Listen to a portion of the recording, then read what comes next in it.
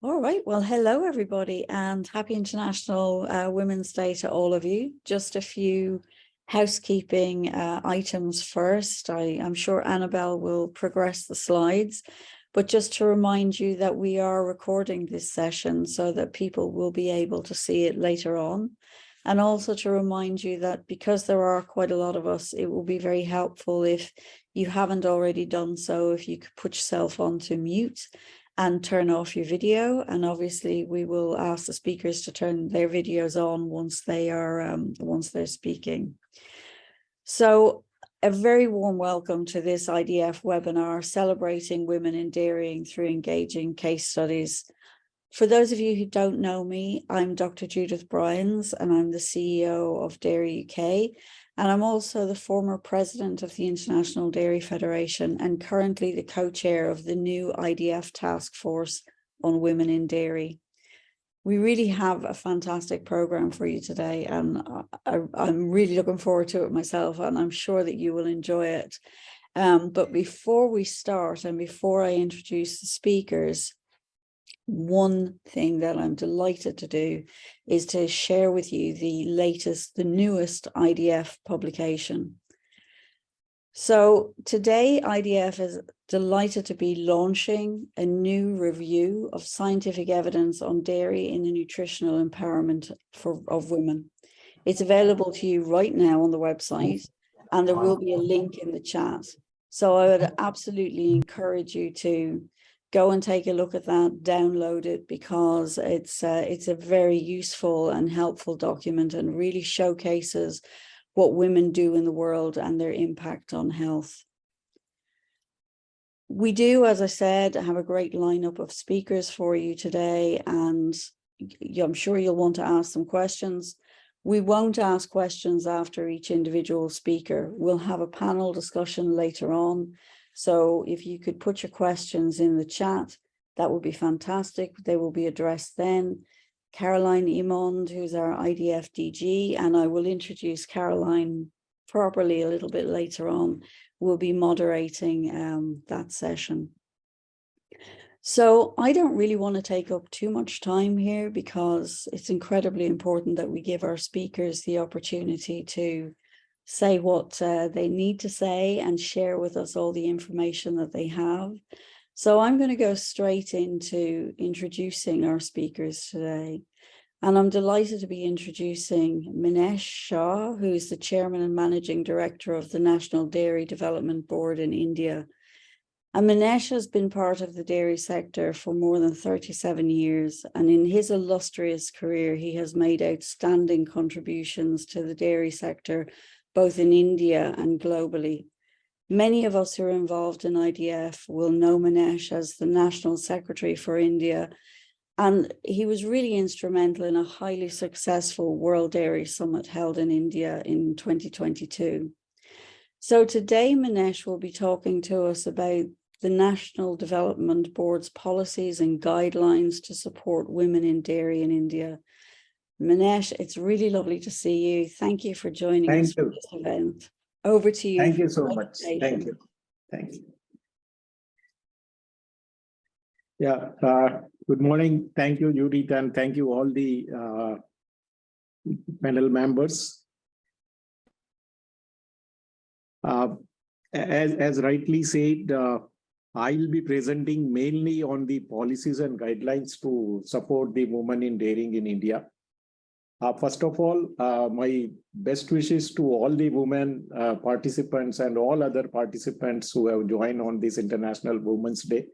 Incidentally, India is also celebrating a festival of colors, Holi, today. So I also wish happy Holi to all of you. Next, please. So as perhaps you all know, dairying has been a traditional family activity in our country.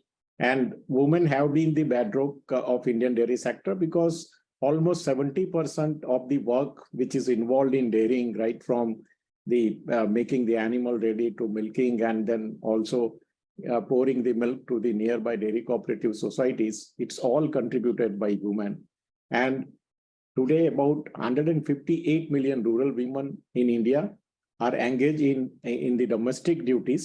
And we recently had a survey which clearly told that almost 53 million women are willing to undertake the additional work. So this provides a good livelihood opportunity for all these women who are, who want to get involved in the livestock and dairy sector. And of these 53 million women, about 10 million women are willing to take up dairying as a preferred activity or a poultry in comparison to spinning or weaving, etc. And majority of these women belong to very, very low income strata and face significant entry barriers for them to come to the main income earning activities. So dairying has proven to be one of the important tools for the socioeconomic empowerment of women, and also in developing the leadership qualities. And in that, the village dairy cooperative societies which were formed in our country, it has played a very, very major role.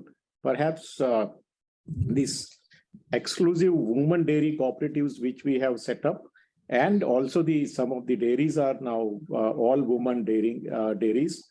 It had a visible impact on the women's holistic development, encompassing their knowledge, awareness, confidence, and even the social status. So I'll just, as Judith told, we recently had the International Dairy Summit at Delhi, which was inaugurated by our Prime Minister. And Prime Minister himself, laid the focus of the role of women in the dairying. So I just request you to listen him for a minute.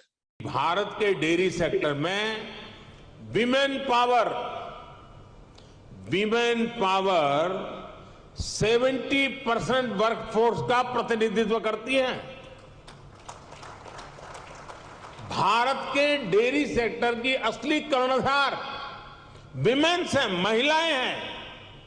इतना ही नहीं, भारत के dairy cooperatives में भी 1/3 से ज्यादा सदस्य महिलाएं ही हैं। आप अंदाजा लगा सकते हैं, भारत में जो डेयरी सेक्टर 8.5 लाख करोड़ रुपए का है, जिसकी वैल्यू धान और गेहूं के कुल प्रोडक्शन से भी ज्यादा है, उसकी ड्राइविंग फोर्स भारत के ग्रामीण क्षेत्र में रहने वाली महिलाएं हैं, हमारी माताएं हैं, हमारी बेटियां हैं। मैं वर्ल्ड डेयरी समिट से जुड़ी सभी महानुभावों से भारत की नारी शक्ति की इस भूमिका को रिकॉग्नाइज करने, इसे विभिन्न वर्ल्ड प्लेटफॉर्म्स पर ले जाने का भी मैं आग्रह करूंगा। Yeah, so I think that is coming from the highest level in our country. The role which women are playing in upkeeping the dairying industry, and how they have involved all together to form dairy cooperatives, and which has made actually the largest milk producer in the country. On coming to the main topic, which I am going to tell on the policies, key policies and guidelines which facilitate more and more participation of women in the dairying, is actually whenever we design the schemes of government which are necessarily implemented by the National Dairy Development Board, we give due emphasis on increasing the participation of women. I'll give the example of National Dairy Plan, where we had a focused approach for increasing women partnership, and we made it compulsory that all the new dairy cooperatives which are being formed will have at least 50% women participation. And we could enroll almost 1 million women members in the fold of dairy cooperatives during the implementation of National Dairy Plan. Even in the rural areas or the field, the lady extension officers we employed for the implementation, and it facilitated the coverage of women, their training, the capacity building, And also many of the field functionaries, like we were implementing the ration balancing program, and we wanted local resource person. So there also we gave a preference to women because they had a better reach, they had a better connect with the farmers. And we also have formed almost 7,600 exclusive women dairy societies. Means all these societies, all the members are women, they are managed by women. An illiterate woman member who has not studied maybe beyond 4th class or 5th class, we trained them, and they were very conveniently and very happily doing the operating the tablet or the laptop to know the cash book, how much business they have done in the day, etc. The another important factor which we are incorporating in the policies is the training and capacity building, and including the sensitization of the women members, and actually for both the genders. And long duration training programs are mandatorily included, where there will be a session on the women empowerment. All the training and capacity building programs for the women milk producers or all the women members who are on the management committee. So we are also facilitating women to come on the management committee, take up the leadership role, and areas like general hygiene or animal management and productivity enhancement. Women are the integral part where we are involving them in the large numbers. The very recent initiative of NDDB has been to see if we can provide additional income from the dung, which is actually a potential source of both fuel and fertilizer, whether we can provide additional income by properly managing the manure value chain. So we have started now a small biogas plant at the farmer's doorstep in his backyard, which is of 2 cubic meter size. It's fed with dung and waters, and the methane which is actually produced is captured into the biogas plant, used for the cooking needs of the family. Just 2 to 3 cattle, if a family has 6 to 7 family members, can actually satisfy their cooking needs and also the hot water need. And the leftover slurry after the methane is used for cooking is produced into organic manures, which is again used in their agriculture crop, which helps them to improve the land fertility. And all this initiative is happening only with the involvement of women. So whether it is a biogas plant beneficiary, we only select the women because they normally do the cooking. We also have the cooperative society set up in the villages for collecting the bioslurry and then converting into the manures. And these are all women cooperative societies who are managing the complete value chain of the manure till the manures are produced and sold into the market. The other thing what we have done is, we have NDDB as a subsidiary called NDDB Dairy Services, which is actually set up to promote the alternate form of cooperatives or the producer companies under the Companies Act in the country, to take care of some of the governance issues which we were facing in the traditional dairy cooperatives. And now they have across 9 states in the country, they have covered about 127 districts with more than 1 million milk producer as the member.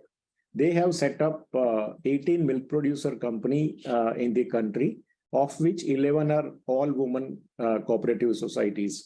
And of these 6 women milk producer companies are actually formed and with the support of the either the State Rural Livelihood Mission or the NRLM. And most of the districts which are covered by these producer companies are actually the backward areas, very, very backward in terms of social or economical background. And they are really distressed people. They don't have the market access for them to sell the milk to the nearby village. And all these producer companies who are set up are giving excellent opportunity and the additional income to the milk producer in this area. We also have some of the milk cooperatives who have now evolved all women milk cooperatives. Like we have 2 in West Bengal Ichamati and Sundarban, they are managed and owned. All the members are women members. Similarly, Mulkanur Dairy Cooperative in Andhra Pradesh is also a fully the woman managed dairy cooperative society, and they are all completely managed and governed by the woman. Very recent initiative which we have started with the Government of India is a help, where with the help of Department of Rural Development Ministry in the Government of India, we are employing women as the accredited agent for providing health and extension activities for the livestock at the village level.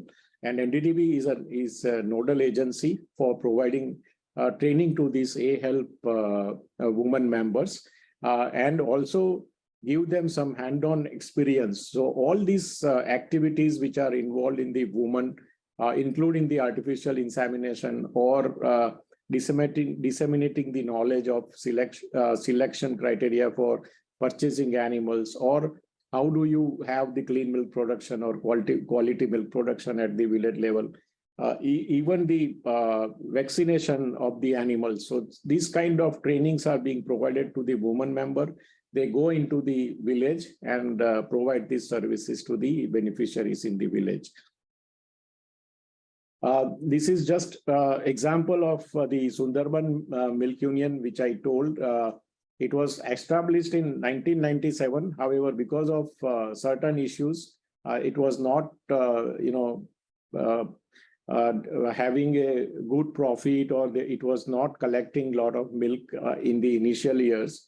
Then we decided that we will help them to revive, and it was in 2015 we again revived as a all-woman dairy cooperative, and since then it's doing exceedingly well.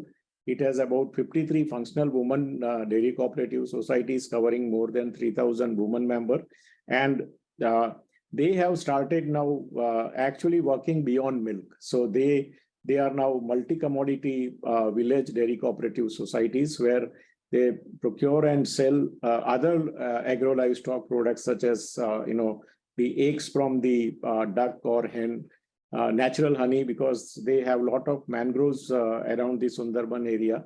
So they are collecting natural honey from the forest. They have even started procuring and selling indigenous rice and pulses.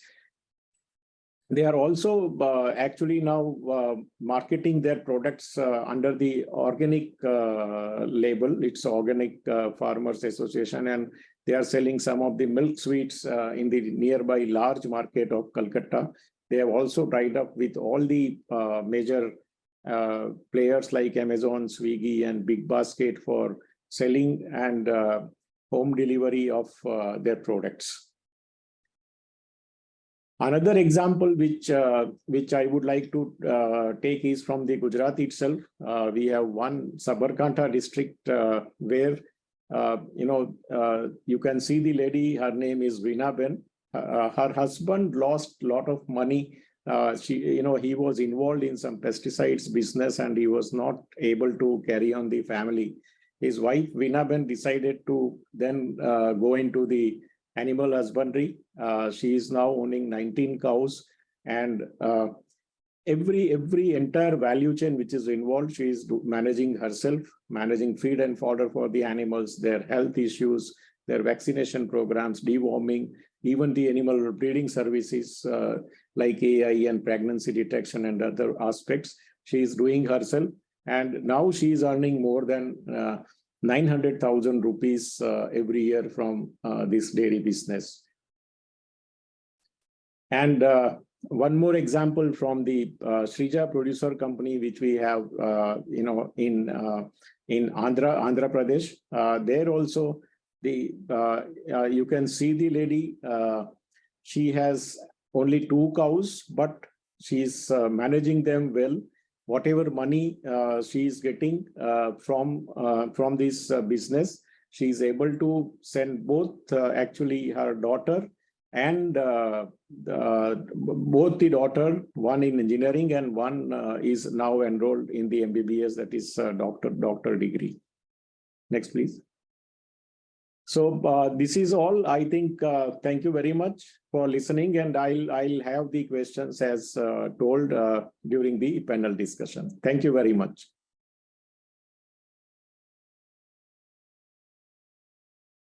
Thank you, Manesh. It's just taking me a moment to get myself off mute. As always in India, you have so many really interesting programs to help and support women, and it's great for us to hear about them. Certainly gives us some food for thought. I'd like to move on to our next speaker now, and I have to say I don't think you have very much of International Women's Day left to celebrate, Lindy, but it's absolutely lovely to have you here with us at the end of your International Women's Day. Our next speaker is Lindy Nelson, and Lindy's the founder of the Agri Women's Development Trust. She is a visionary leader and a true believer that when it comes to diversity, nobody should be left behind. Lindy has made a major contribution to women's empowerment in primary agriculture and primary industries in New Zealand. And Lindy is a member of the New Zealand Order of Merit, which is quite a high award for all of her services to agriculture and women. She has many accolades, including 2013 Next Businesswoman of the Year, and she's been named by Primary Magazine as one of the top 10 women in agriculture. And in 2020, she launched a successful podcast series, Amplifying Us, which is around connecting women around the world with stories of other women food producers. So we're absolutely delighted that she's taken the time to join us today. And she's going to talk to us about the New Zealand Dairy Women's Network. So Lindy, thank you very much, and over to you. Kia ora and welcome and hello from New Zealand. Look, I'm very honoured and humbled to be talking to you.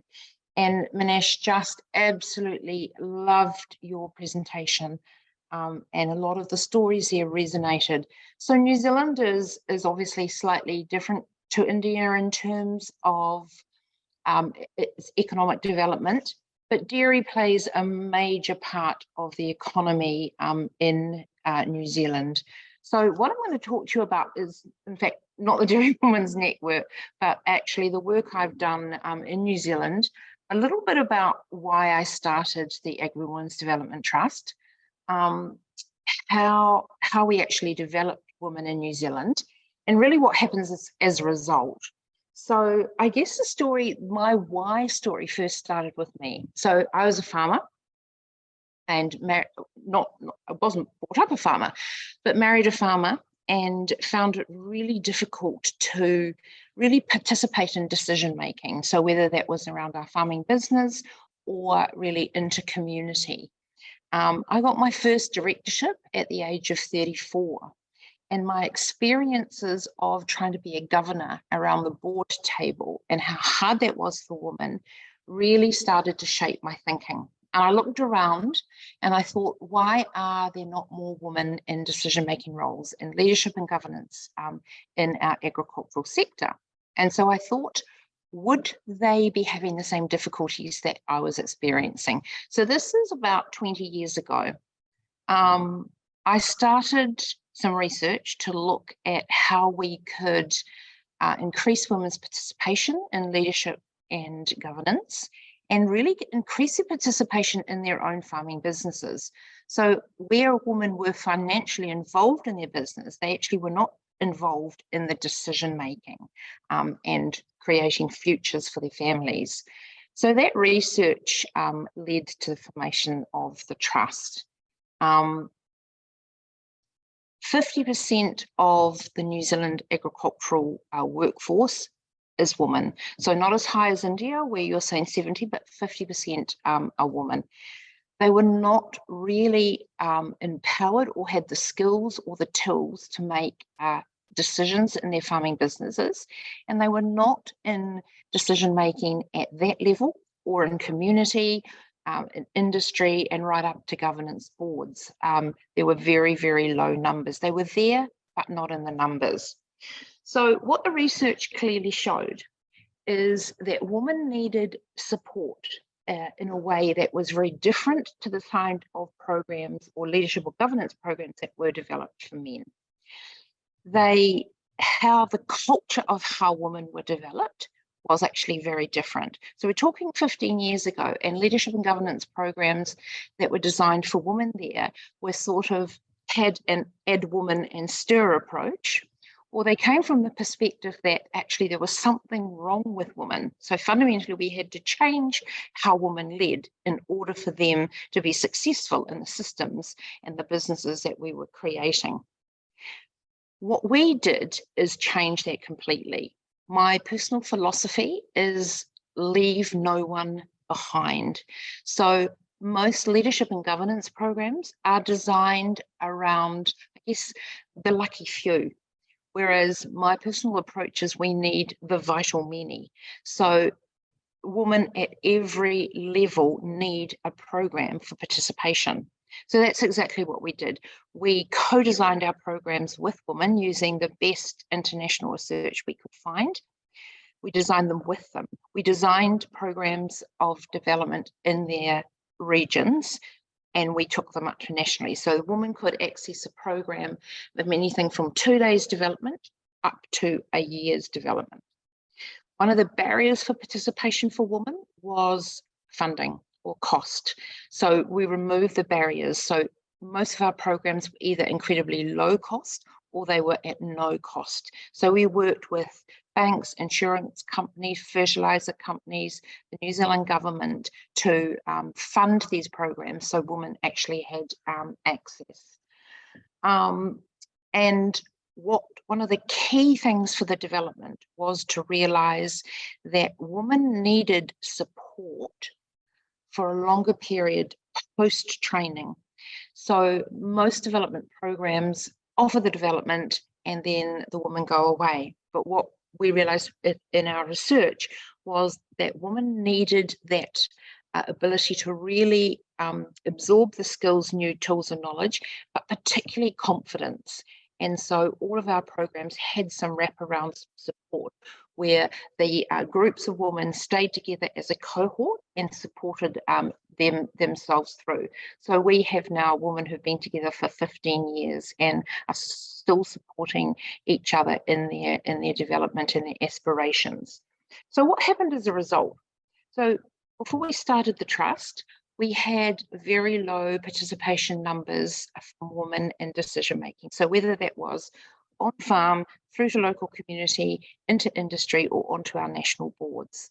We transformed the entire agricultural system in New Zealand in terms of women. So it not only changed how women viewed and saw their own contribution, but it actually transformed really how men viewed and saw their own contribution. New Zealand has 5 million people in it, and we've actually now put over 5,000 graduates through these programs. And as we have evolved, we've also realised the power of actually sometimes bringing men into these programs and developing farming teams, so husband and wife teams, and that is actually getting phenomenal results. So where are these women? What are they doing now? Well, not only are they leading in their businesses, so creating economic wealth and resilient businesses for their families, they are now leading in community. They're leading nationally, and they're leading regionally.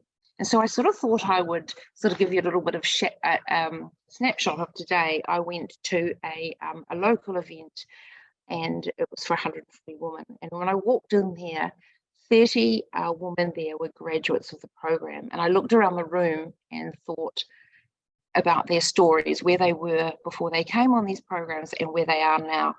We had one member of the New Zealand Parliament. We had 2 mayors. We had 4 councillors.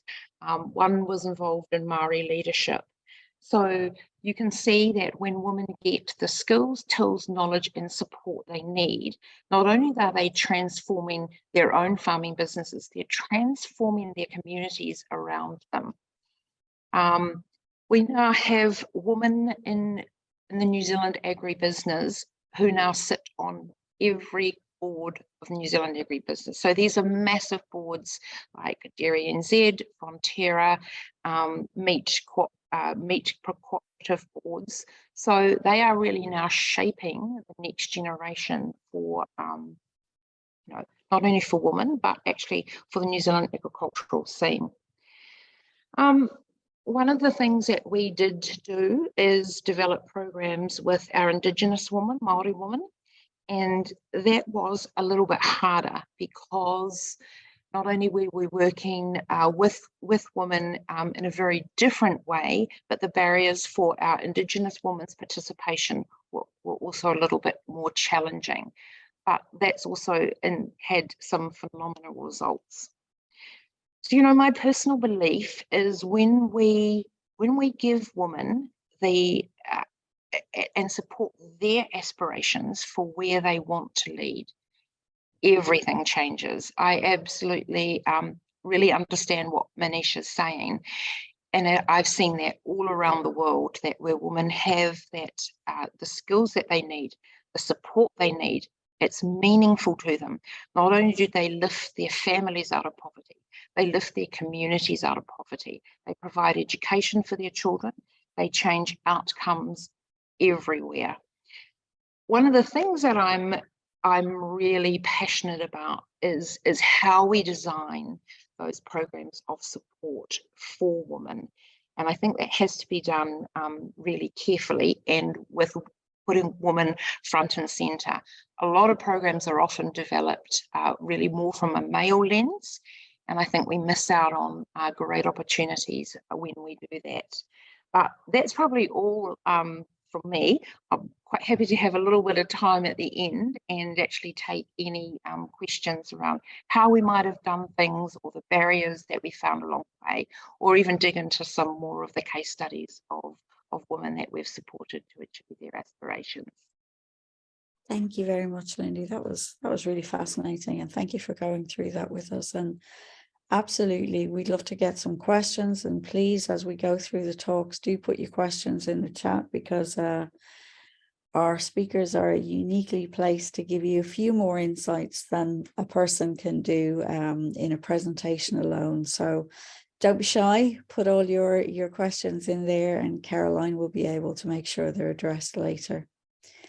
So we now have another great speaker with us today, and it's Valerie Biner, and I hope that I've pronounced your surname correctly there, Valerie, but probably haven't. Valerie is the Chief Human Resource Officer for Human Resources, Occupational Health and Safety and Real Estate at De Laval International. She is another lady who is passionate about leadership, development and diversity and inclusion, and also employee engagement. And today, Valerie will be taking time to talk to us about the challenges and the opportunities facing our industry as a whole, De Laval and underrepresented groups, particularly when it comes to tapping into the full pool of talent and combating some of the unconscious biases that we all have. That's particularly important because we all know that unconscious biases are unconscious and therefore difficult to deal with. So very much looking forward to hearing you, Valerie. Thanks for joining us today, and over to you. Thanks so much, Judith. Really delighted to be here and very honored to be speaking directly after such esteemed and celebrated speakers as Manesh and Lindy, and very inspired by what I've heard, and hope to now share with you some of the experiences from De Laval, and hopefully getting the technology with me as well. So, celebrating women in dairy, it's a great theme, and there's so many things for us to be celebrating.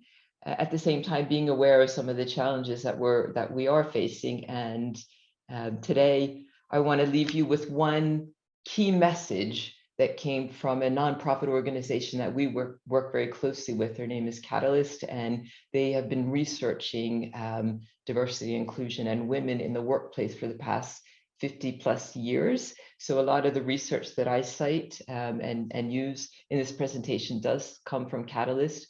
And the one thing that they said many years ago when we began working with them, which made a huge impression on me, is this: that workplaces that work for women work for everyone.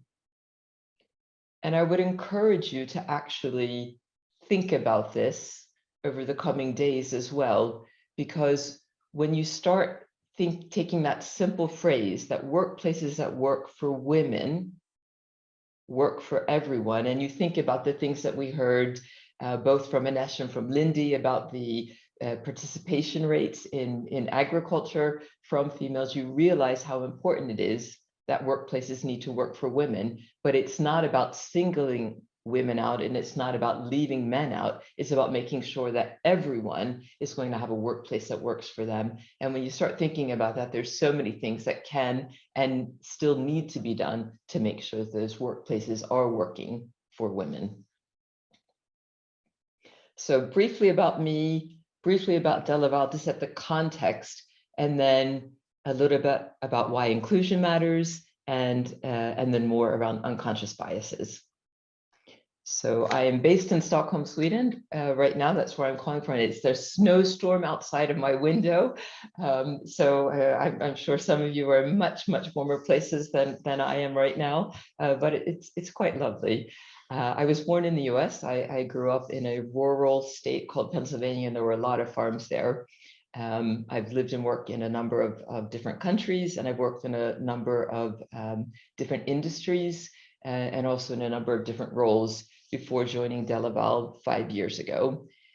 And the reason I joined DeLaval is I was invited there to DeLaval about 7 years ago with a network that I belonged to, and saw the robotic milking with cows literally standing in line to get milked. And I thought I knew something about farming because I had grown up on a farm, and like I said, with a lot of farms in the community. And then I realized standing there and what seemed to me like science fiction, that so much had happened within the dairy industry, and that it was absolutely fascinating. So now I was given the opportunity a couple of years later to join DeLaval. It was quite obvious for me that I did really want to be a part of this great industry and this great company. And in particular, the thing that appealed to me, and which I know appeals to a lot of the employees and the people who we candidates that we talk to about joining us, is that you get the intersectionality of people, animals, and technology. So within diversity and inclusion, we talk a lot about intersectionality, but here from a business perspective, really recognizing that you get to work with cows, with great people, and with great technology. And that's something that's truly exciting and appeals to a lot of people. So really briefly about DeLaval, we make sustainable food production possible. So we are suppliers to the dairy industry. These slides will be available. I'm not going to show a video, but there is a video in there which gives a little more details. But innovation is in our blood. We actually turn 140 years this year. Our company was founded by Gustav DeLaval. He took a patent on cream separators, and then we are one of 37 companies that he started, and with the 92 patents that he had done. We work with automatic and conventional milking systems. We do farm management and advisory services, make sure that we are giving service to our customers around the clock across the globe. And we know what you all know, that happy cows are productive cows. Our net sales for 2022 are actually being approved today by the board, slightly higher than 2021. I think the key thing to say here is that we're about 5,000 employees globally in 42 countries. And 22% of our employees are female. That's not enough. And we have our own farm, Hammer, which we're very proud of in Stockholm. And we're part of Tetra Laval Group as well. So just to give you the context of DeLaval and where we are. So why does inclusion matter? This slide is a slide that we use in our strategy pack. It's not a surprise to any of you who are part of the dairy industry that there are a lot of macro trends which are facing our industry. And yet we know it's a really, really positive place to be. There's so much in the future for us to fulfill the needs of society and the growing population. But if I look at particularly two challenges when it comes to sustainability and labor costs and labor shortage, that's where inclusion in particular makes a difference. Because within all of these macro trends and within the challenges that we have, we know that tapping into the full potential of talent is really key if we're going to solve very complex problems. And all of the research that has been done for very many years shows that diverse teams that are truly inclusive in their ways of working are much more innovative and also lead to much better business results. So that has been proven conclusively, and yet it's still difficult for us to get the true inclusion that we do need within the workplaces. So we make sustainable food production possible, and we talk about ensuring that there are 3 areas of sustainability that we look at, and in particular within the social area of sustainability, we recognize that targets really matter. It's important that you put targets if you're going to change some of the social aspects of sustainability. And we have said that diversity and inclusion is really important for us, and therefore we've been able to highlight that gender diversity and link that to the United Nations Sustainable Development Goals, Sustainable Development Goal 5 around gender equality, and around Goal 8 in good work practices. And then we set out a goal a couple of years ago and said we should have 25% female employees and managers by 2025. And 30% female employees and managers by 2030. Why? Because, as I've been saying, we must tap into the full potential of talent. So what does it look like? Today, there's 22% of our employees who are female and 24% of our managers who are female. These are improvements versus 5 years ago. So 5 years ago, we had 20% of our employees who were female, so now 22%. The one area which I'm really proud of when it comes to improvements, it is around the female manager representation. And it's interesting thinking what Lindy said about the importance of really focusing around training, development, encouragement, giving the confidence needed.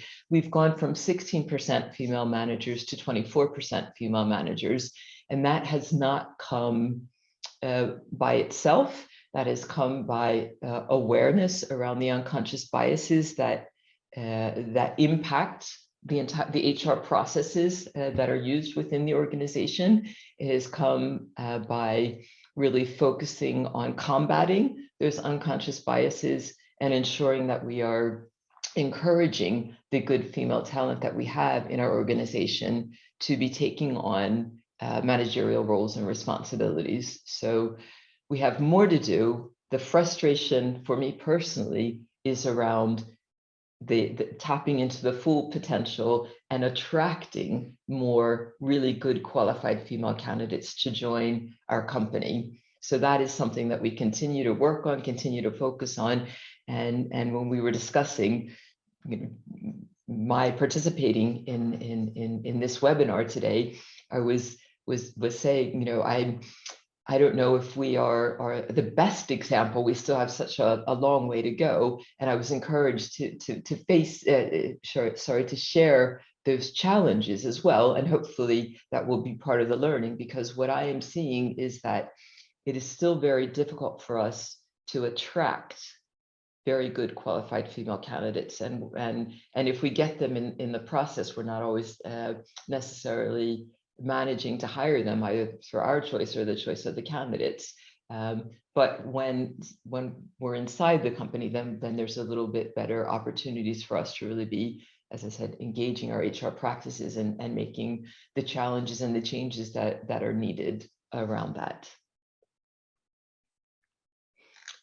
If I talk about inclusion and unconscious biases, this is aside from Catalyst, but I think it really helps all of us to understand some of the challenges that women are facing. And it does start with being the other, being the person who is different from everyone else in the room, everyone else in a particular organization. And what that being the other can lead to is one that you stay placed. You just stay in a lower level job, and you're not advancing. You're not getting the high visibility projects. You don't have as many mentors, and sadly, reduce career aspirations. So individuals who are feeling that they are part of the underrepresented group don't have the same aspirations as a majority organization, so the majority group. So it's really important that we understand that if we're going to tap into the full potential of talent, and if we're going to become inclusive organizations. What that means, again, from Catalyst, is that everyone feels that valued and can contribute their best selves, can bring their whole selves to the table, are able to take risks and feel a sense of belonging, so that they can make sure that they're able to solve the problems that we have, innovate, collaborate, and work as team players. So just pausing, if you could just answer for yourselves now, do you ever feel like the other person at work? And if so, how? What do you have in common with those that you work with? Do you feel comfortable admitting a mistake and asking for help? And do you feel safe to take risks? Will your team support you? I'm just going to pause for a minute so you can think about that.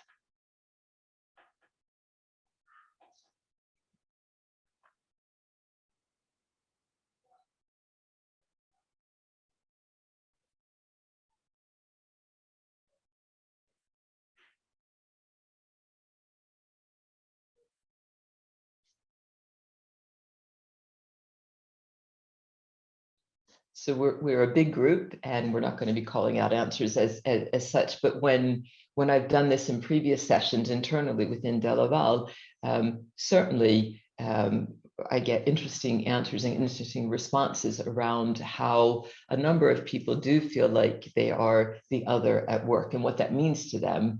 And the difference between being part of a group where you really do have a sense of psychological safety and are willing to take risks and know that you'll get supported, and you have some commonality and belongingness with the group that you're a part of.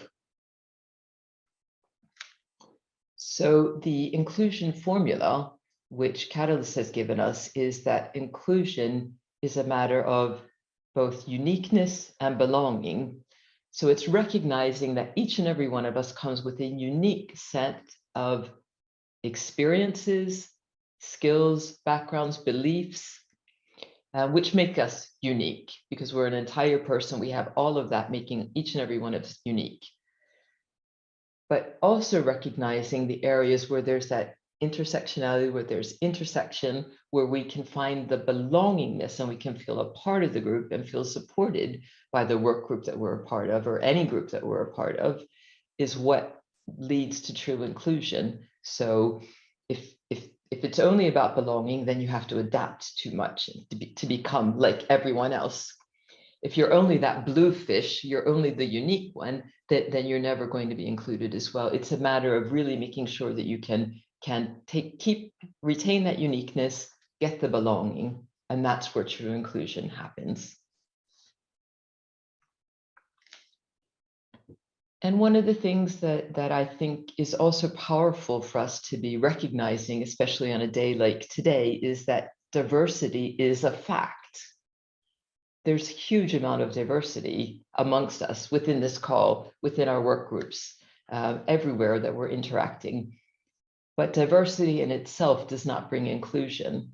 Inclusion is truly a choice that we make every day around the way that we want to invite others to participate in decisions, in discussions, in every aspect of work life. So diversity is a fact, inclusion is a choice. And I think this picture hopefully helps to illustrate that a bit, because diversity means so many different things. Today, we're focusing on International Women's Day on gender diversity. And the reason we do that is from Catalyst, we know from their 50 years of research that you must get gender diversity working well in an organization for other aspects of diversity to come in and be truly included in as well. So that's when you get all the other experiences that people come with their diversity into decision making, into innovation processes. So just as, stating probably the obvious from what you're seeing in this picture, there are a number of aspects of diversity which are visible diversity. These are above the waterline. They are the things that we can see, obviously gender, skin color, race, age. And then there are some other aspects, that you might be able to guess a little bit: nationality, how people are dressed, social status, etc. But there's so much which is below the waterline, which is equally important that we tap into from an inclusion point of view to get really the problem solving and the business benefits that we're looking for. When it comes to unconscious bias, which is an area which is impacting very much the possibilities for women to participate fully in the workforce, we have both explicit and implicit biases. And the unconscious bias that we have are one, it should be noted, we're human, so we will have biases. So it's not bad to have a bias. It's normal to have a bias, but it's normally, it's very common that it's an implicit bias. It's not something that we're conscious of ourselves. And it's based on our experiences. We know that we prefer something, or we don't, we have a negative attitude towards something based on experiences that we've had previously. So we create our mental models, and we make a lot of assumptions. And it's these assumptions that really influence, in many cases, women in the workforce today, because we look for confirmation biases, and we believe that we're making decisions based on objective analysis. Unfortunately, the research is showing us that that is not what is happening. And it's good for us to be aware of this. So we're getting lots of information, we can't process it all. And therefore we go towards the mental models that we have in the unconscious biases. I think this experiment, which are recent experiments done in the US, are in many ways depressing, but really important that we understand that when two CVs were taken, and absolutely identical, exact same CVs sent, one with a male sounding name, John, and one with a female sounding name, Jennifer, or one with a white sounding name, Greg, and one with a black sounding name, Jamal. What was the outcome? Well, the outcome was that based on exactly the same CVs, and asked, how much money would you offer this candidate if you were to select him or to select her? There was a significant amount of money that the test people were willing to pay for a male candidate based on exactly the same experience in that CV. And when it comes to some race biases, there were more people were willing to call in Greg for an interview versus Jamal. And it's really important that we are aware of how these unconscious biases are systemic, so that we can be combating them, challenging our assumptions, and making our unconscious biases conscious. Because when they are conscious, then we can do something about them. One other thing, which I think related to the studies that were done in Yale and MIT, is they also wanted to find out, well, if depending on how many candidates you have in a pool, final candidates, what are the chances of a woman getting the job or being offered the job? And, statistically, if you have 1 female and 3 male candidates, I think we would all say that the female candidate would have a 25% chance of getting the job or being offered the job, but it's actually 0. So the best way to equal the slate is to ensure that you have an equal number of final candidates of both genders. In this case, male and female. That's where you get to around a 50-50 chance of a woman getting a job if there's an equal number of candidates in the pool. Even when there's a majority number of women in the final pool, there's still not a 75% chance that the woman will be offered the role. It's only a 67% chance. And this is based on real research and important, again, for us just to be aware of so that we can combat some of the unconscious biases and level the playing field. I'm not going to go through this. I will be sending slides. I said it, I have a lot of slides. I want to say having unconscious bias doesn't make us bad. It makes us human. But I want to make sure I end by saying, that we all have bias. This can affect our decisions. And the most important thing that we can do is to challenge our assumptions, ask questions, make sure that we are understanding the perspective of others, and don't assume that everyone thinks like we do or has the experiences that we do. And we know that being inclusive, having these questions, asking these questions, that is one of the best ways that we can avoid unconscious biases. So with that, remember, please, that workplaces that work for women work for everyone. And thank you from snowy Stockholm. Workplaces that work for women work for everybody is such a fantastic phrase. It's really brilliant, and thank you for that very much indeed, Valerie. I have questions for you and Lindy in the chat for the panel discussion, and I'm sure everybody will be looking forward to receiving your slides. So thanks very, very much indeed. Our speakers have been so incredibly disciplined in terms of timing. So please do, we have time during the panel discussion. Remember to put your questions into the chat as well. So our final speaker this morning, before the Q&A session, before that panel discussion, is Linda MacDonald. And I'm absolutely delighted to introduce Linda because I love working with her as co-chair of the new task force on women in dairy as well. But Linda is a dedicated manager, and she has over 2 decades of experience in the global dairy industry.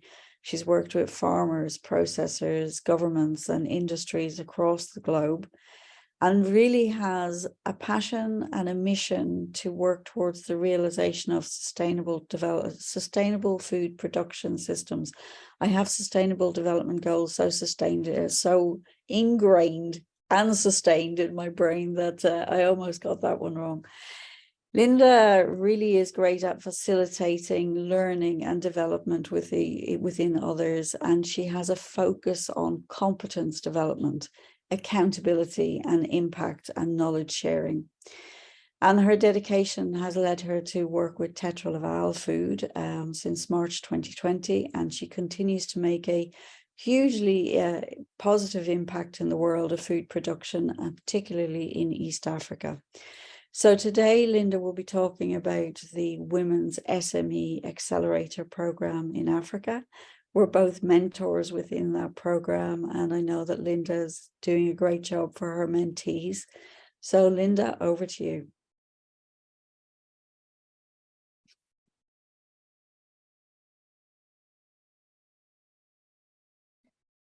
We cannot hear you, Linda. Yeah, Linda, sorry. We can't hear you. No. Are you on mute? Can you hear me now? Yes. Yes? Okay, that was just a setting. Excellent. Okay, sorry for that, technology. Judith, thank you so much for that introduction. You're absolutely right. It is my passion, my lifelong goal to be part of the sustainable development of food systems, no matter what size, big or small, and I've worked with both of them. And as you and I are both working within this mentorship program, now we're mostly working in businesses that are working with smallholder farmers. So I'm coming from that perspective today with regards to this program. So Judith and I have the pleasure and the responsibility to be mentors within the Accelerator Mentorship Program, which is a collaboration between the Food and Agricultural Organization of the United Nations and the International Agri-Food Network. They've set up a pilot program, the Accelerator Mentorship Program, to support women entrepreneurs throughout Africa, sub-Saharan Africa. And 50 women have gone through quite a strenuous process to be picked, to be part of the program. And the key objective is to help them to address the key challenges and constraints that they face in their businesses through pairing them with mentors throughout the agribusiness sector around the world. And our mentors come from many different countries and many different experiences. So we've been paired with the mentees, the 50 women throughout sub-Saharan Africa, in a really quite connected way. My mentee is working as a processor in the dairy industry, so that fits my experience. So I feel like we're quite connected in this. Judith, do you feel like you've got quite a connection in terms of skill set with your mentee as well? My mentee is actually running a sustainability business around biogas. So Wow. although that's not something that I deal with every day, I obviously deal with sustainability, but biogas and cooking in Rwanda is not something that I deal with on a day-to-day basis. But what I do share with her is that whole desire around and really respect her actually for the business that she's building, which is helping her community and reaching out to others and doing good and being profitable at the same time. And I share the passion with her of building a good business case. I love that. Actually, Linda, just since you invited me into the conversation, one thing I will say is that I'll turn my camera on because it's a little bit rude of me to have my camera off while I'm talking to you directly. One thing that I have to say about the Accelerator program is that although we were asked to be mentors to help our mentees, I think I am learning as much out of this program as I hope my mentee is. And in many ways, I feel guilty about that because I feel that I'm actually getting a lot out of it as well. And I hope that I'm not getting more out of it than she is. But I will pass back to you now. I'm glad you have that connection because these are really great women. They really are. And Judith, I have the same experience. I'm getting so inspired by my mentee and just the general conversations and understanding how knowledge can transform lives in a way that I think we perhaps take for granted sometimes when we have that knowledge that's accessible to us. And that's one of the key focus points of this program, is to provide knowledge both between the mentee and the mentor relationship. And this is a 6-month program, so it goes from October until March, and we're meant to have monthly catch-ups with our mentees. But I think sometimes I can talk 3 times a month to mine, and other times it might be 4 or 5 weeks. So it's whatever's going on in that 6 months. Whenever they need support, I guess we're there. So there's that side of it, that knowledge sharing between our one-on-one relationship. But then the FAO also have the structured e-learning courses that the participants have access to. And they have group sessions where they all get together online, and they have presentations from global experts. So they've had the hard skills, the technical skills. They've had HR, they've had leadership development, they've had business planning, and today actually they have an access to finance session as well, where they've presented their business plans. They will present their business plans and an elevator pitch. So they're presenting that to finances. So this is going to possibly enable aspects of their business that weren't possible before. So the program is a pilot, but from my perspective, and I think I can say as yours, Judith, as well, that it's been quite successful in terms of that knowledge sharing between the worlds and that enabling. And Lindy, you said before that knowledge and that empowerment of women is what's going to change the world, because when they have that knowledge, they empower both their families and their communities. And that's exactly what I see in my world when I'm working with farming here in East Africa at the moment. You know, just having access to a bank account can be very difficult for many women. And getting a foot in the door to, first of all, have a bank account and then have access to finance is really huge. That's the biggest barriers these women are facing. So if we can give them the tools and the skills and the knowledge to enable that and to grow that, they're going to take this to grow their communities and go on to leadership roles in much broader scopes. I was speaking to my mentee this morning. I wanted just to get a feel for her perspective in the program. And I asked her a couple of questions, which I'll just share with you now. I asked her, like, what is your experience within this program? Has it been of impact to your life, positive or negative?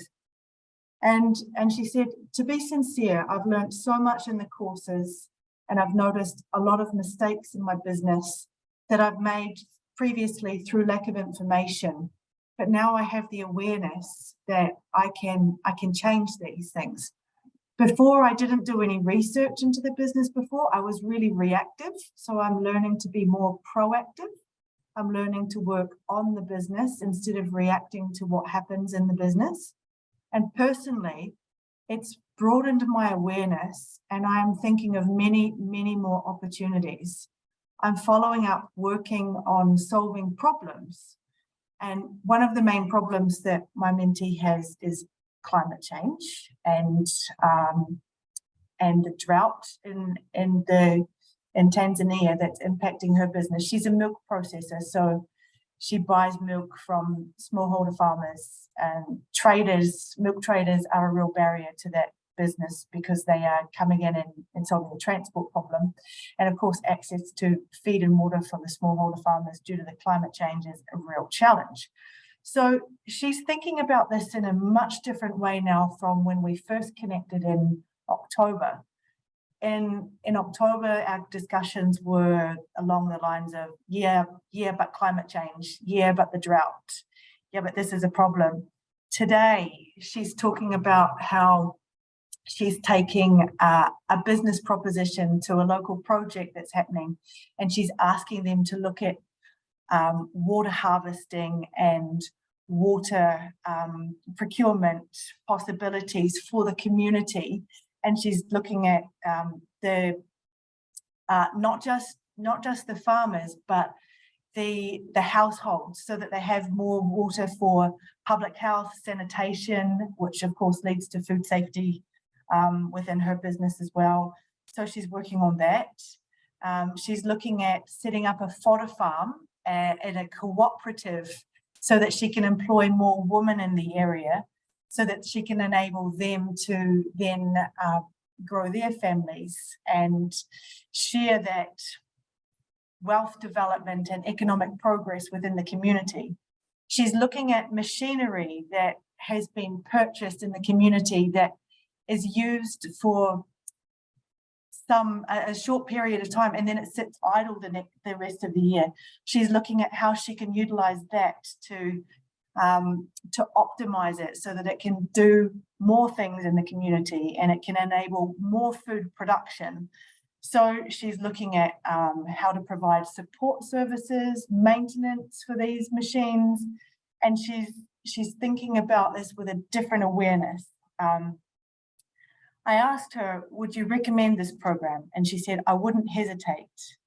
But she said, now the challenge is for me, how can I facilitate to get more support? How can I share this knowledge further? How can I provide assistance with groups of women to address this lack of knowledge? How can I do this? Because women are the key. She said, access to finance, access to funding, that's the next big problem to solve. First, the knowledge, and next is finance. Because right now only microfinance is available, so they need access to commercial finance. So that's, in a nutshell, I guess, the program and the scope of how it operates and some experiences from within.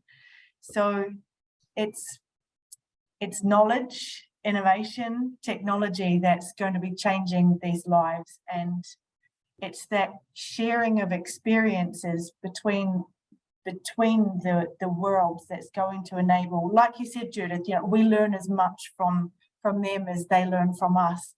I think that's going to inspire change in our worlds, and also inspire change in their worlds as well. So it's, for me, this is quite an incredible program with so many wins in it, and the ripple effect will be far larger. So I hope that this program continues past the pilot stage, because I certainly see it as something that's been quite successful, and just in terms of broadening awareness and building those connections between women who need the knowledge. Thank you, Linda. I really also hope that the program continues. I really do. I think it is very inspiring to see how these ladies are not only looking at a business model that's just about the area of business that they're in, but extending it out further, and a small dream is growing into something quite large. You know, for my mentee, she's in a country where a lot of women die because of smoke inhalation, because of issues around cooking, and having that business producing biogas cooking keeps women safe. It allows them to live. And the fact is that the gathering the wood for the, for current cooking practices is something that's the job of children. So being able to have that biogas or solar panels in terms of cooking, it frees up the children as well for education, and it makes a change not just to now, not just to people's lives now, not just to air pollution going forward, but also the next generation in terms of the whole human capital. Certainly I have learned a huge amount, which, as I said at the beginning, I feel guilty about, because I feel I should be giving more, but I think I'm actually receiving more. But I think for those ladies, I hope that the program, and ladies in the future, I hope the program continues. So thank you very much for that indeed. We are now going to switch over to our panel discussion. And I think I need to introduce Caroline properly. Obviously, all of us within IDF know Caroline well as our Director General, but there are maybe people who will view this on our YouTube channel, or who are joining an IDF event for the first time and may not know Caroline so well. So I think it's only right to give her a proper introduction. Caroline's our first IDF female Director General. She has over 24 years of experience in public affairs, in international trade negotiations, and in managing private, public, and association sectors. She's worked at an international level, at a national level, and a regional level. And she's held a number of positions in Canada, in Brussels, in Geneva, as well as 5 years at a multinational manufacturing company. So she really has a global perspective and a great understanding of world politics and economics, and also how some of these policies that we deal with every day within IDF and within our own national organizations end up affecting the world and the people around us. So Caroline, with that, I pass over to you for the panel discussion. Thank you so much, Judith. And since you mentioned it for me, I'll mention it for you as well. Judith was actually the first IDF female president. So we actually made the pair, we broke history together, and we are very proud of that. And actually, that's probably why we're so engaged in that new task force in Women in Dairy. It's something that passionates us very well. So with our colleague Laurence Ricken from the team, that's a project that we're very excited about. So we'll have a chance to discuss it a bit later. What I propose to do is that we'll start with the first round of questions that are specific to each of you that we have received, and then maybe a second round of questions where we'll actually go with the same question for the four of you. So maybe Minesh, to start with, we had a question in the chat. The first one was related to the implication of government in funding some of the initiatives that you mentioned, and if there's any partnership with any of NGOs. And the second question to you, I'll give you at the same time so you can answer after that, was that have you done as well a gap identification of what's missing in the next project or skill that you'd like to address in situation in India? Yeah, I think the first question regarding the involvement of government agencies or NGOs, mostly the NDDB is working as the implementing agency for the Government of India's program. Also, some of the state governments are also having their own schemes. NGOs are integral part of the whatever initiatives are being made. But the formation of cooperatives and involvement of women as members is normally done by the dairy cooperatives which are formed, or the producer institutions or the farmer producer organizations, what we say now, under the Companies Act. So NGOs are involved, but however, the funds are not channelized through the NGOs. That is the, I think, answer for the first question. Second, regarding the gaps, yes, there are so many gaps even now. As I told, even with all these efforts over last maybe 2 decades to involve more and more women into the mainstream of dairying activities, we have still reached about 35–40% membership for women.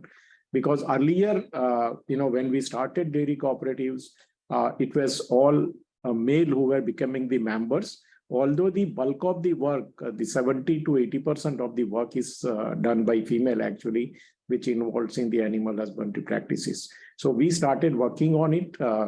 The challenge is, to convince male, because it's very, very difficult if we don't sensitize the male members of the family about the benefits when you enroll women as the member. We have sensitized programs actually running for the male members in the family. We sensitize them, we tell them that how money in the hand of woman is better placed as compared to the same money when you put in the hands of man. And we have seen that whether it is the health of the family members or it is the education of the family members, when you put more money in the hands of women, I think they are better spent in terms of the socio-economic upliftment of the family. And those kind of sensitivity programs are still going on. We also have a gap in the bank accounts, because normally we want to transfer all the payment which, with the milk they give to the dairy cooperative societies through the bank directly into the bank accounts. What we have observed is, first, the banks are not available in the rural areas. How do we see that the money is directly reaching the women members? Now, of course, in last 5–10 days with digitization and with lot of UPI and other options available, more and more money are now directly being paid in the bank accounts of women members. But still, I think there is a gap, and we need to improve further to see that all the money is directly paid into the bank account of the female members or women members. Thank you very much, Manesh. Lindy, two questions for you as well. The first one, we know there's a lot of people that actually have aspiration and good intention, but actually you do make actually a very real concrete change. So can you tell us if there's anything you would do differently and what you would advise people who want to follow on your path of concrete action? And the second question, I'm giving both of you so you can answer after that, or I give you time to think. Is there any criteria or condition to ensure success when we design program for women? Because you did mention that it needs to be designed specifically. So do you have any element that people should keep in mind when they do design those programs for women, that they should actually make sure they tackle that? Okay. Well, because I was romped through my speech far too quickly, I've got my stopwatch here just in case I go over time, but if I talk too long, I'm just going to rely on my panelists. So in answer to that first one, I mean, how might you bring, really what you're talking about is how might you bring a movement of change, and that's what you're doing. And so look, the first thing is start with your research, or start with a big understanding of the problem that you're really trying to solve. Find a coalition of the willing. So who is prepared to come on that journey with you to start? And for me, it was literally 2 other women in my district who we formed a board. And then we, that grew. Find people who want to be in service to you for the mission. And that's often a challenge, because if you have the strong, if you're an entrepreneur or a visionary, sometimes that you can be a challenging personality to work with. And so if you surround yourself with people of the same ilk, it's going to lead to disaster. So I think that initial one is find people who want to be in service to you. I believe with leadership is sometimes you are in service to others, and sometimes they're helping you bring your aspirations. Be really, really clear on the problem you are trying to solve. So I'll explain this a little bit, and it sort of kind of relates to the second question when you're talking about what are the elements for success. So in each, I guess, how I would explain it, if you're trying to develop women who want more engagement in their farming business, that is slightly different to if you're trying to develop women who really want to lead at a governance on boards or want to lead big regional initiatives. So be really clear on what problem is you're actually trying to solve, and then that is much easier. Think about, and it relates to that, be clear on the problem you're trying to solve. Think about who benefits from you solving it. So who benefits from you solving it is likely to help you on that development path. So one of our programs, which was in fact ended up being our largest program, was called Understanding Your Farming Business. And it involved women understanding business planning, finances, KPIs, monitoring, and actually also the dynamics or leading within a family business, because we all know what that looks like if you're in business with your husband. I love Manesh called it desensitization. We're not so sophisticated in New Zealand, but I should have called it that. So who would benefit from women getting better financial control of their farming businesses were banks. So I went in partnership with banks. So banks were the people who end up financing the programs, because that de-risked their investment into that business. So think about who benefits from solving that problem is likely to want to join with you. Every year I set a target, and every year I thought, oh, I'm never going to get there. It would be impossible, but I'd get there. So instead of, have that vision of where you want to go, but be really clear along the way. You will run out of steam. You will exhaust yourself if you don't set those clear targets. I set a date that I would exit the organisation I'd founded. And it took 1 year longer. So at year 1, I decided I would be out at year 9. And I set that date and I worked to that. So that meant developing the finances, all the programs, the culture, developing the team, getting buy-in. And so that's, you know, if you go on these big missions, you really have to be very targeted in your approach. Know your strengths. And I really can't emphasize this enough. Know your strengths and your personalities, and then find your counterpartner. So my very, very first hire was a details person, someone who would dot the I's, cross the T's, because I'm the big visionary. And I also, as I developed programs, I developed the teams that would take those forward. So with our on-farm or our 2-day community programs, I didn't look for expert facilitators. I looked for women who were experts at being women. So women who deeply understood the lives of the women that they would be developing. I taught them facilitation skills. I taught them content. That wasn't so important as their ability to empathize, relate, and really understand the women who were coming through the door. And I could see with Manish and Linda, that would be, you know, that's a real key element, because women will shift and move other women. So I hope that answers the first question.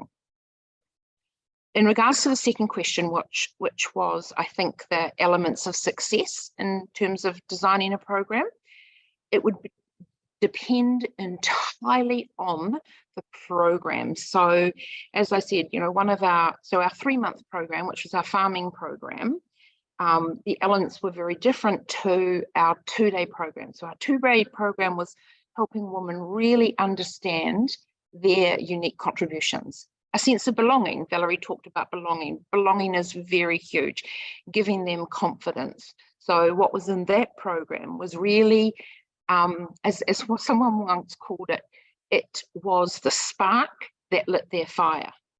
She then went on to do our year-long program, and she said that was like gasoline. So depending where you're trying to influence depends completely on what it was.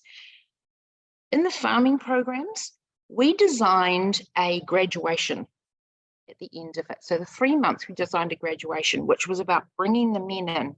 Now that was all about actually the men seeing their woman in a way they'd never experienced them before. Up at the front of the room, talking about their business. And it was actually also about the acknowledgement from other men. So some men can hold women back, but when they were in a room with other men and it was normalized, they felt comfortable.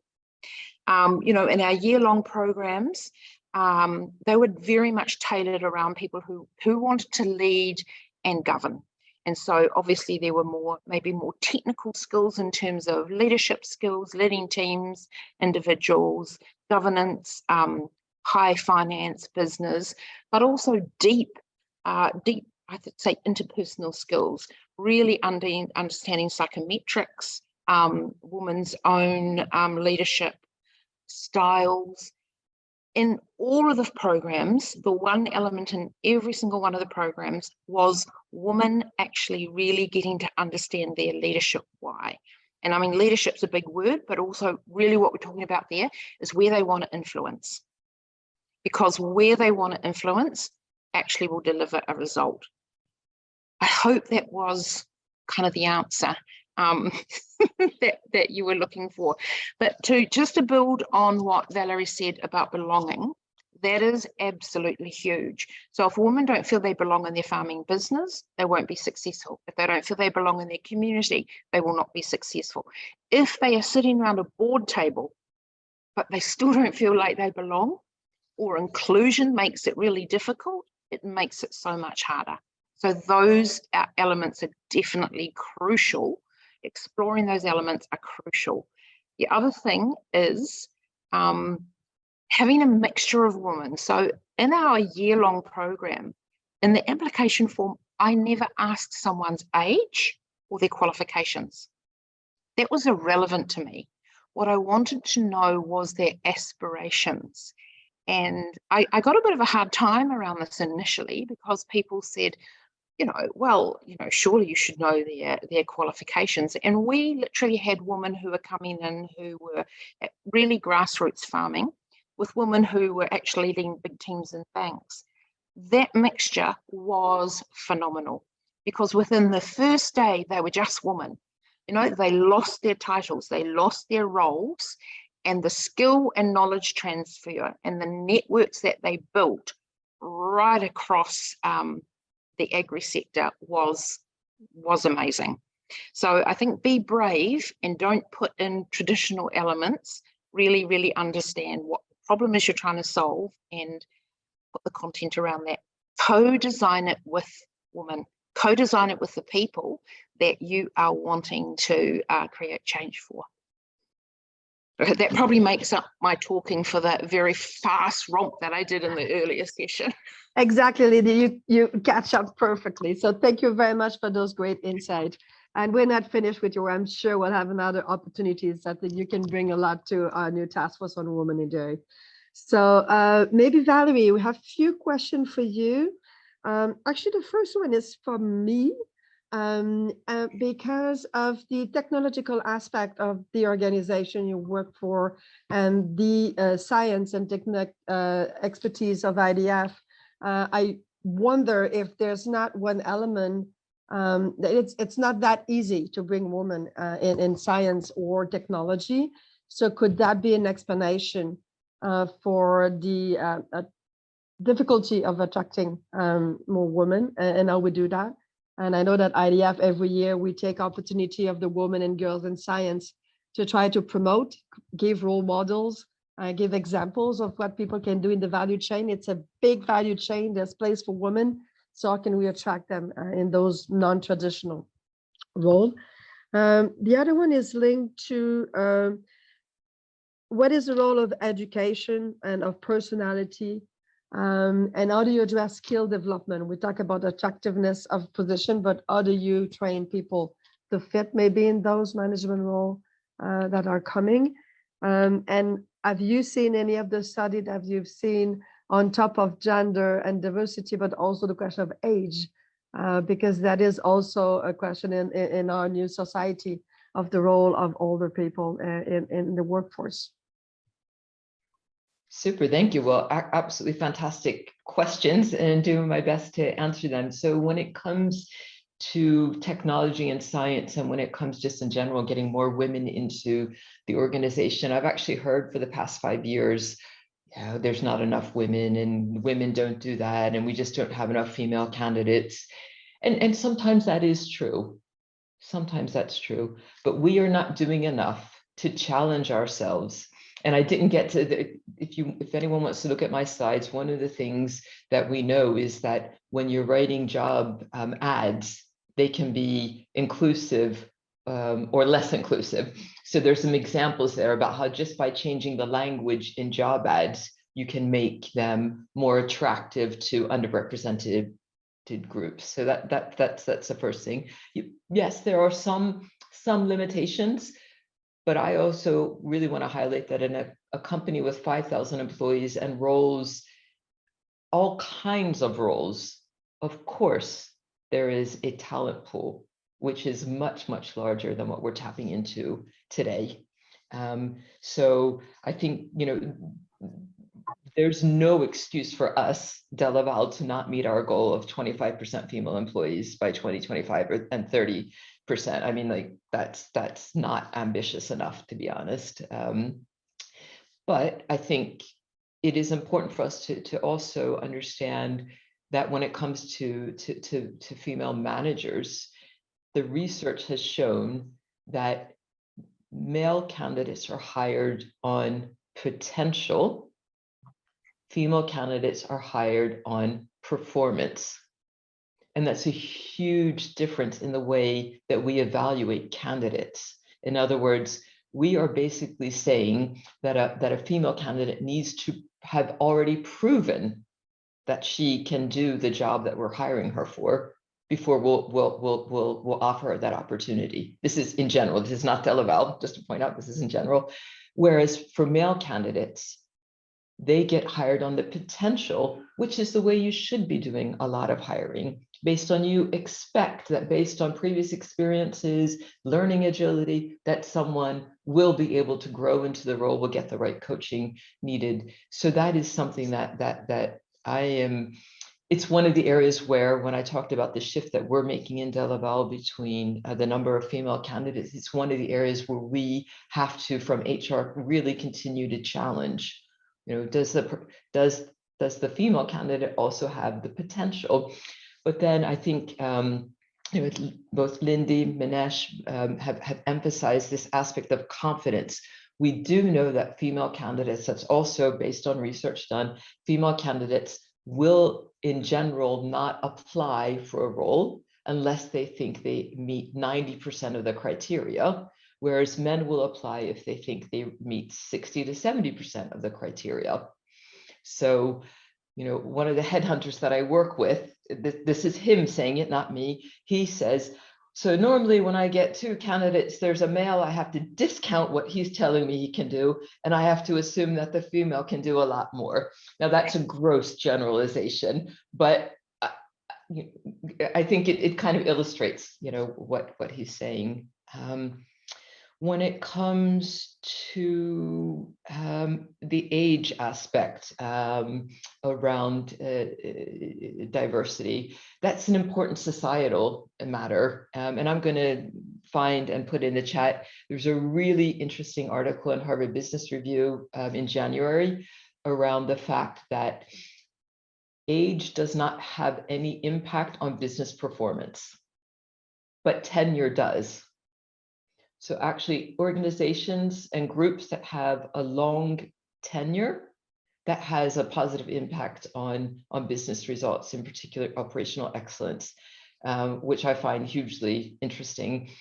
For my company, we actually face the same challenges as our customers, which is that we have more of an aging population that we need to address. So I'm, from the age perspective, in society, I'm worried about ageism, but I'm more from my company's perspective, I'm more focused on ensuring that we are really getting that full potential of tapping into that full potential of talent, and that means all age ranges as well.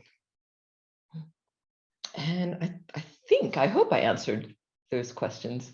Thank you very much, Valerie. And quickly, Linda, I'd like to hear you, because I want to conclude after that with a general question for all, in lieu of concluding for all of you. Maybe a few words on maybe mentoring and the role of IDF, because as we mentioned earlier, you're a co-lead of the task force on women, and would like to hear you as well, if there's anything you feel that IDF can contribute in terms of material or support in some of the challenges that have been addressed today.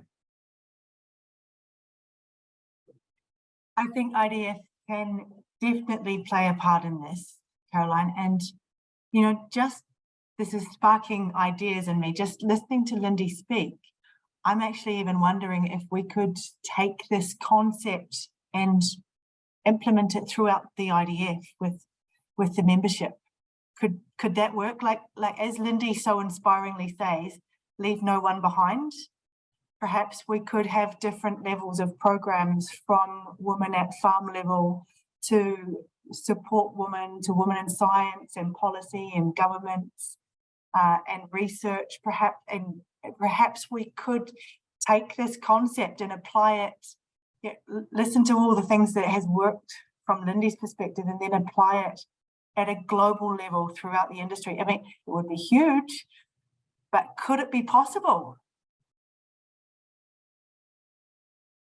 I like the aspiration of it.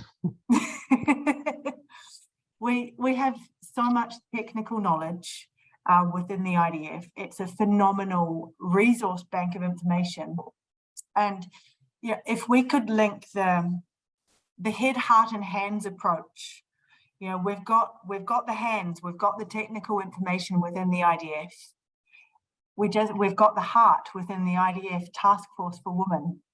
And if we just put a strategy towards bringing it all together, I think we have a potential pathway forward to make this work. Thank you, Linda. And I will give you each of the speaker like 1 minute to conclude and give us maybe what you feel are opportunities. We've talked a lot about challenges, and thank you, Vimanesh, for raising the role of men, because we haven't addressed that today, but that's definitely key to success as well.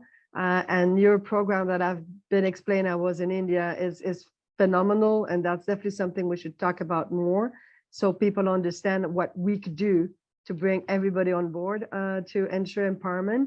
So we've talked about challenges. I'd like to hear you in conclusion about opportunities. What are the opportunities that empowering women are bringing to the society? I think the biggest opportunity which we are looking at is more women in the leadership role.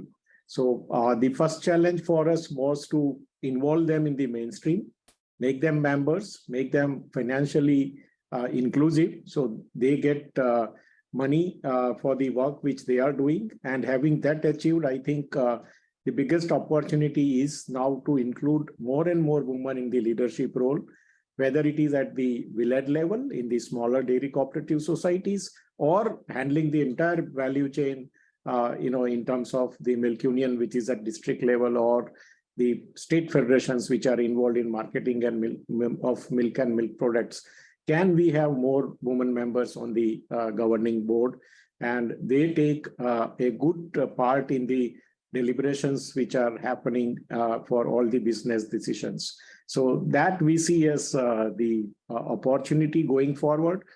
The second thing which I think which we are looking at is, how do we get more and more women as member also, and converting the existing dairy societies into a all-woman managed society or the unit.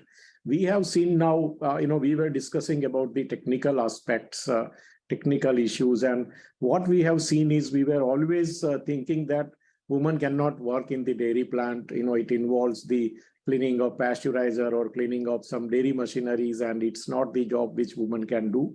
But now we have seen, we have dairy plants coming up where only women members are managing the entire operations of the dairy plant. The laboratories were always managed by the women, but can we have all the operations in the dairy plant also managed by the women members? And we have seen that once we have started taking them, because it involves shift duty, because it's 24/7 work going on, and there was a challenge that whether female members will be able to come in the night for work or not.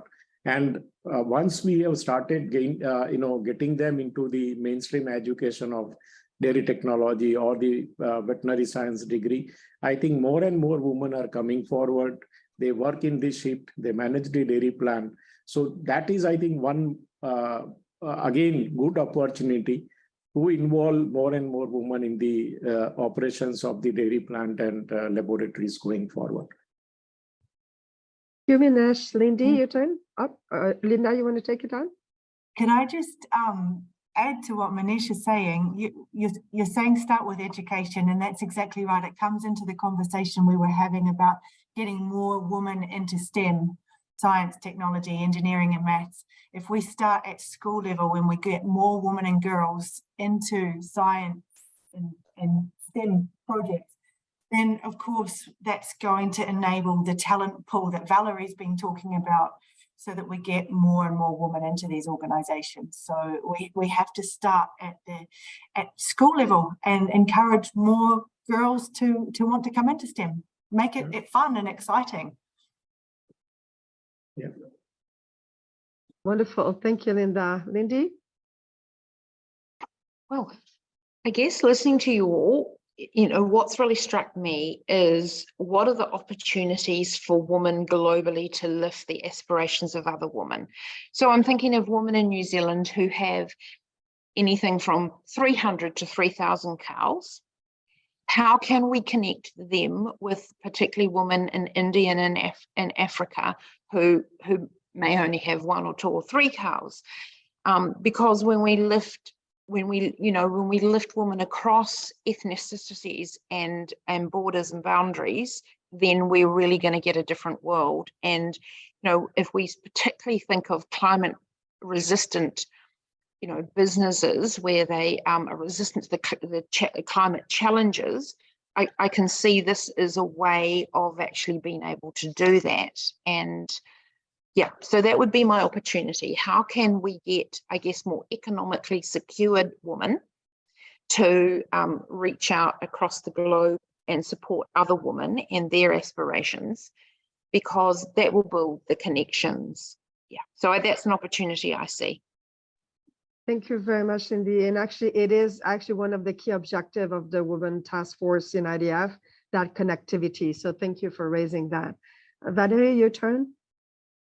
Thank you. So hugely inspired, and I think with all of the challenges that our industry faces, we will only meet them if we are tapping into that full pool of talent who has that diverse experience to solve these problems. But we also know our industry is really a great place to be. So we need to make sure that we're promoting the industry as such, and we are helping more people to understand how fantastic it is to be part of what I call the sustainable food production value chain. Having said that, I mean, I think it's continuing doing what is already being done. And we're hearing all these great examples of government initiatives, of individual initiatives, of really excellent training, mentoring, funding, networking. Keep at it. I think we have to be tenacious.